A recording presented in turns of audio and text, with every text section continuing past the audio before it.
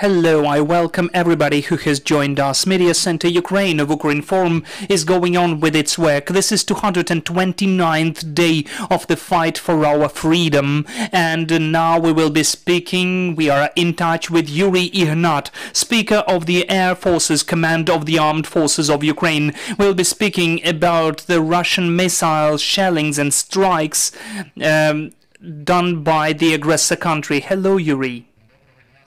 Good day, glory to Ukraine, glory to the heroes. Yuriy, I would like to start with the gratitude to our air forces from all of the Ukrainians, because these days were overcomplicated for us. We really value the work and security which, if possible, when it's possible, you provide us with. So we thank you. So what is taking place now? We do understand that today we had the air raid alert for more than 5 hours. The Russians are going on with the missile strikes against our country. What's the current situation? Well, first of all, I would like to thank you as well for the support which you are providing us with, because you are the institution, and we are the institution which is trusted most of all, the armed forces of Ukraine and the air forces in particular. The defense of our airspace is highly valued by the society and the higher command, by the Commander-in-Chief and the Supreme Commander-in-Chief. We really deserve for the words of support, and I would like to thank you that you are doing that in Telegram channels and other social media. So now coming to the situation, 84 missiles, first 43 of them were shot down, 26 Shahed drones were shot down as well. This is the first incredibly cool outcome in the percentage. We can see the increase of the shutdown of those drones, and even the name Shahed drone kamikaze, the name itself really makes us worried, but still the work of our air defense is really good now, and people are gaining experience, as well as we did since February with the cruise missiles which the enemy first had, and now we're working on tactical approaches. We find new means and methods how to fight against the drones kamikaze.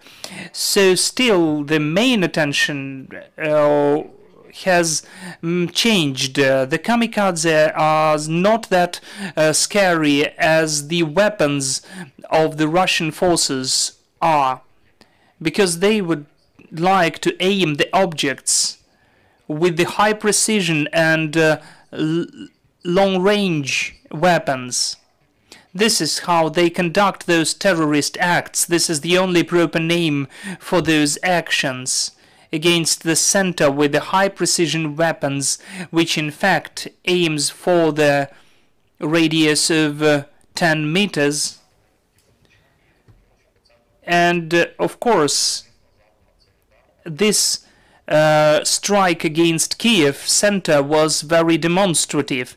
The rest of the strikes are done against the objects of critical infrastructure, electrical substations, or any other power stations. Lots of aspects of the activities of people and the life of the Ukrainians depends on that. This is both heating and water and gas supply. A month ago, the propaganda channels announced about that by the Kremlin minions, that they will delve us deep into the darkness. Well, but they got the repulsion in all of the spheres, so they are in these terroristic methods of fighting against Ukrainian people. So as of today, this attack went on. Yesterday we had a good result already in repulsion, and today since the early morning, since 3 a.m. till 5:30 a.m., there was the attack of the drone kamikaze in the southern direction. 8 drones were shot down by the servicemen and the means of the armed forces and the operational command south. This is a successful outcome.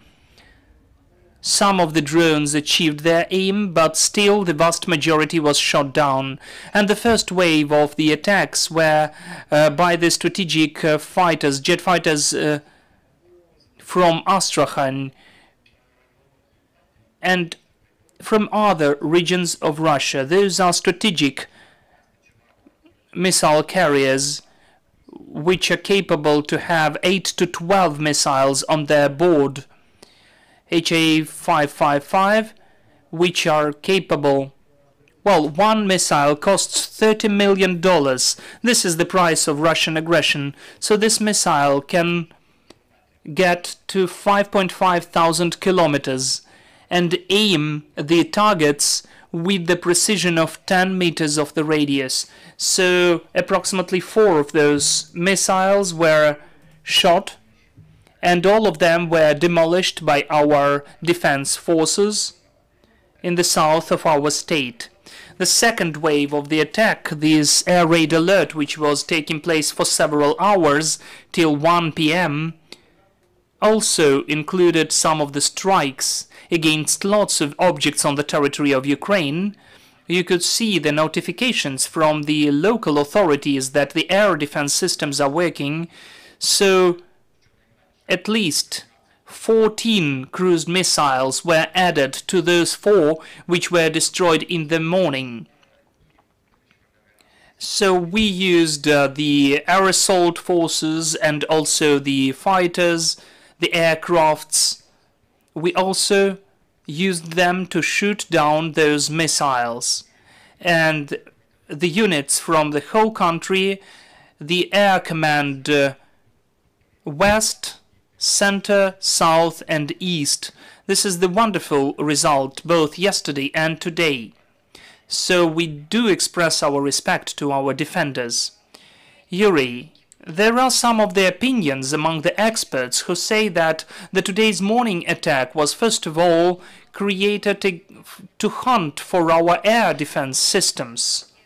That is why the missiles were changing their direction. What will you say about this new tactics of the occupiers? I would tell you this hunt for the anti-aircraft defense, or it would be reasonable by drones kamikaze, because to hunt air defense by the drones with the speed of 120 plus kilometers per hour wouldn't be that possible. It would be possible if they used any of the tricks, but the missiles, which costs are expensive, but in fact they do not calculate money. The sanctions do not let them produce those missiles more and more. But really there is the high probability and the threat that those missiles can target air defense as well. But they will not also, our air defense forces will not stay in one place. Our air defense systems, Buk and S-300, will change their positions. They will use their own tactical tricks to counter those missile attacks. It's not that easy to destroy them, so it turns out to be totally the opposite. But the data which they get both from the aerospace and land intelligence, they're trying to find out the routes for those missiles from the Black Sea, for the Caliber missiles, and for the Iskander-K. This is not the ballistic, this is the cruise missile. And for HA-101 and others, they provide the routes for trying to find the bottlenecks of our weakness points of our defense. This is how the enemy is using this data to get through the air defense system in some of the directions and achieve as much result as possible to demolish the targets. Still, the air forces and the defense forces and also the satellite units are doing whatever is possible for it not to take place. Yuriy, maybe the most disseminated issue which worries all of the Ukrainians How many missiles are left in Russia? Everybody asks that. No one can give you the precise and specific answer. There are some of the assumptions and data of the intelligence.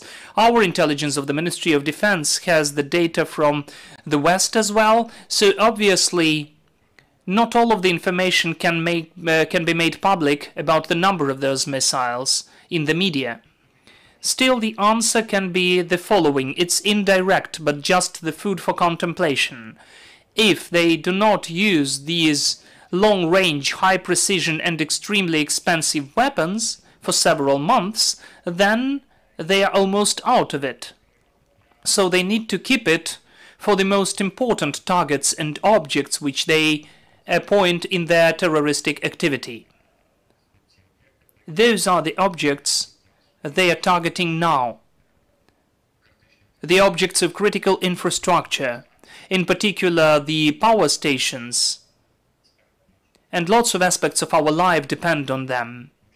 This is the answer, because the use of the S-300 missile, which strikes the land targets, and HA-22, mostly the civilians are affected by those types of missiles, of the zones close to the front line. Yuriy, yesterday the United States of America promised to provide us with the system of the anti-missile defense, which are modern systems. What can you tell about that? And are our warriors ready to instantly work using those systems? We were promised long time ago, and there are decisions taken about these systems. The first steps were already done, because you've heard the statement of Germany that there will be new systems delivered very soon, even the one of them from Germany. But unfortunately, this is just the first system which was produced of such type, of such class, which Ukraine will have, not a single other country in the world. It won't be so far enough, but we hope to have the long-term cooperation with the producer from Germany, which will strengthen us and our air defense system with these systems. And in the same way, it concerns the NASAMS. This is the Norwegian system with American missiles, which the United States have enough of them to provide us with this help. The issue is that when and how many of them we will need. And will the Norwegian manufacturer provide us with? So far we are speaking about 2 systems which our partners can deliver. As for the bigger number, I think that we need to involve all of the diplomats in our community to get to the countries which have these systems, for them to help us strengthen our air defense system. So I think that the higher command of our state will deal with that with our partners. Dear colleagues, are there any questions? Please, the mic. Hello, Maria Honchar, Ukrinform. I've got the following question. Today you've said on air that out of those air defense systems which we were given, they are not enough to fully cover the territory of Ukraine. What's the minimum number of these systems which we need then? I wouldn't like to name a precise number, but we need a lot. If we would like those modern systems to replace the obsolete samples which we have, and those are the air defense systems S-300, Buk M1. Those are the samples of the 70s, the 80s, of the design and manufacturing, which is obsolete. So this equipment is working now. We can see it is working, but it's not eternal. The war is ongoing. We could have some losses. There can be some of the problems and issues with the equipment which won't be that easy to maintain and repair. And the producer of the ammunition for these systems is exclusively Russia. So soon we'll have to say goodbye to those systems, and we'll provide the transition to the air assault systems of Iris and NASAMS, which is, for instance, the long-term perspective, but still we don't have any other way out. We need lots of them. The territory of Ukraine is incredibly big, so it's very hard to cover such a long distance and to create, especially with such neighbor and even two neighbors, the proper defense system. This is an incredibly important issue, the issue of our survival. You could see what is taking place in the cities when we do not have the air assault and missile systems. That is Izum, that is Mariupol, where the aircrafts are just grinding down to earth, one block after another. The same happened in Syria, where the occupiers showed their real face. The same happened in Chechnya. So the air defense system is the issue which we need to solve, and the Western systems can work in the unified system. What the radar of one producer sees in Iris, the same can be seen in the radar by NASAMS. The information can be shared rapidly. That is incredibly efficient when they work against some of the targets. Those are really powerful and high-quality missiles with high maneuver capability. The issue is the number of them. We need to get them and to provide our systems. Are there any other questions left? There are no questions. Yuri, I thank you that you found time and joined our air. I do remind you we had Yuriy Ihnat, Speaker of the Air Forces Command of the Armed Forces of Ukraine. Dear colleagues, I do remind you our next briefing will take place at 2:30 p.m. We'll be joined by Alexander Horunji, Press Officer of the State Emergency Service of Ukraine. So stay with us.